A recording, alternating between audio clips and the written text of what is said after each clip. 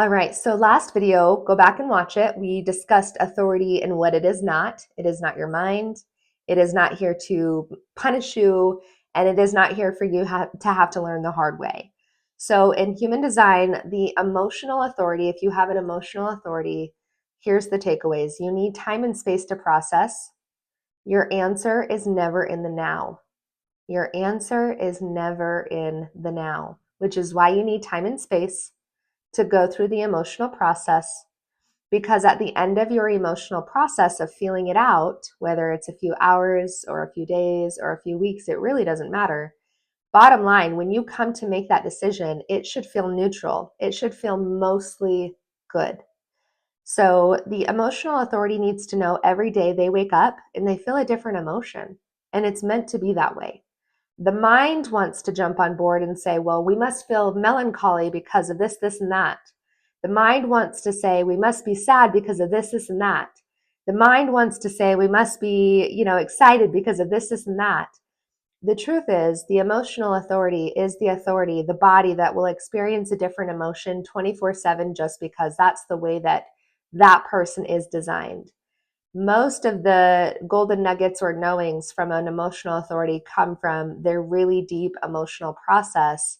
And when they are allowed to emotionally feel and to work through the transition from melancholy to anger to sadness to joy, when they have this full permission to just authentically feel, they no longer respond to the outside world in a fast-paced manner or in a rush. The number one thing I can train you right now is to say, I will get back with you. If someone is putting pressure on you to make that decision right here, right now, then it is an automatic no, and it will be every time, because the emotional authority doesn't actually know the answer right now. It has a process in which it needs to feel it out.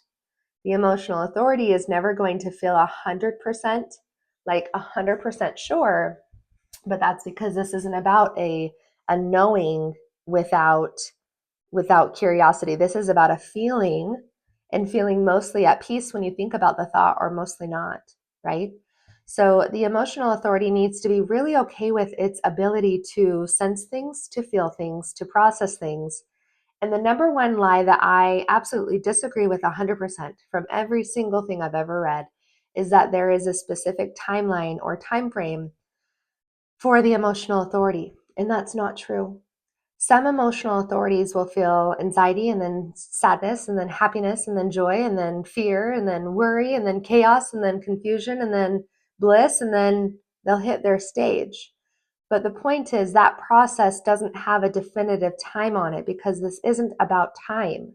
So someone who doesn't process their emotions, or who hasn't allowed themselves to actually be that way, is not going to get to the answer maybe as fast with clarity as someone who is very aware of this process, where they're aware that when a decision is presented with them, they're going to need to feel the things, and they're going to get good at knowing what sadness feels like, what peace feels like, right? So it's just the awareness that you're not here to constipate what's happening internally. It's like the universe is playing a song, and you just wake up and you play and you dance according to that song. It doesn't mean that anything is wrong or right. It just means that it just is. And so when you look at the emotional authority as a record player or a music tuner, you're like, okay, cool. The tune isn't what's wrong. It's what I'm judging about the tune or the song.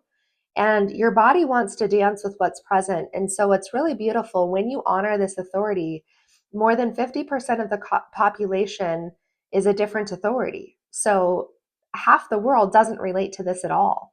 But it's beautiful, because if you have an emotional authority, you're teaching the rest of us how to feel.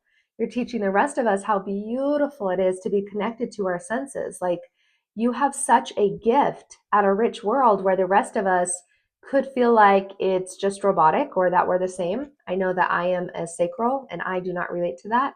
So I'm constantly looking for the highs and the lows, because I want to feel something, feel anything really.